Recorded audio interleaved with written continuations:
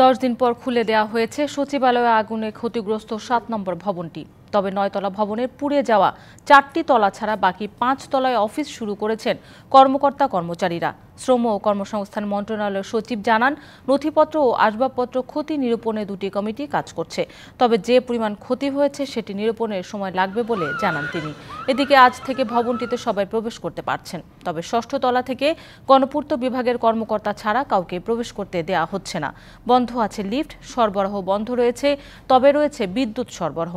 এদিকে 6 থেকে 9 তলা পর্যন্ত 4টি ফ্লোরের সিঁড়ি একেবারে ধসে গেছে। কোথাও কোথাও খসে পড়েছে দেয়াল। 4টি তলার মেঝে জুড়ে এখন ধ্বংসস্তূপ। ক্ষতিগ্রস্ত ফ্লোরগুলোর কলাপসিবল গেট তালা দেয়া রয়েছে।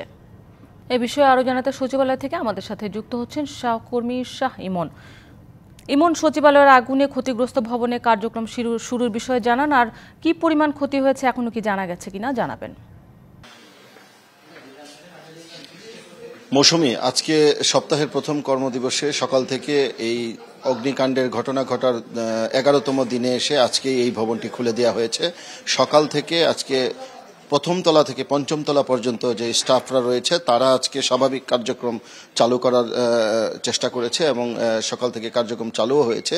তবে যে ভবনটি অগ্নিকাণ্ডের ঘটনা ঘটেছে তার 6ষ্ঠ থেকে 9ম তলা পর্যন্ত যেগুলো ক্ষতিগ্রস্ত হয়েছিল সেইগুলোতে এখনো কাউকে প্রবেশ করতে দেওয়া হচ্ছে না। শুধুমাত্র স্থানীয় সরকার বিভাগ এবং গৃহায়ন ও গণপূর্ত মন্ত্রণালয়ের যে কর্মীরা রয়েছে তারা ধ্বংসস্তূপ সরিয়ে এটা মেরামত ও নির্মাণ কাজের জন্য এখন মূলত কাজগুলো করছে।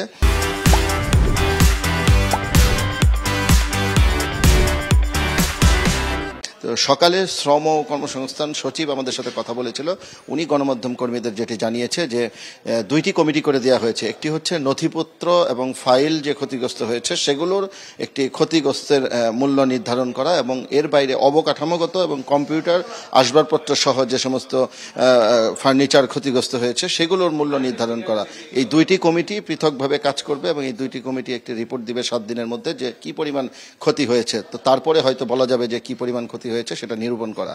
আর 2 নম্বর হচ্ছে যে স্থানীয় সরকার এবং গৃহায়ন ও গণপূর্ত বিভাগের কর্মীরা কাজ করছে, তাদের একটি সময়সীমা বেঁধে দেওয়া হয়েছে যে 10 কার্যদিবসের মধ্যে এই 6 তলা থেকে 9 তলা যে ভবন সেটির ইন্টেরিয়র ডেকোরেশন থেকে শুরু করে সমস্ত সংস্কার কাজ সম্পূর্ণ করার জন্য। কিন্তু গৃহায়ন কর্মকর্তারা যেটি বলছে যে এত অল্প সময়ের মধ্যে 3টি ফ্লোর যেভাবে ক্ষতিগ্রস্ত হয়েছে এটি এত অল্প সময়ের মধ্যে মানে সংস্কার কাজ শেষ করা সম্ভব না, হয়তো আরো বেশি সময় লাগবে।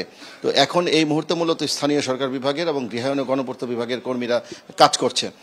মৌসুমী, এই ছিল সচিবালয়ের বর্তমান অগ্নিকাণ্ডের ঘটনায় যে ক্ষতিগ্রস্ত হয়েছিল সেই ভবনের বর্তমান অবস্থা। ইমন, আপনাকে ধন্যবাদ।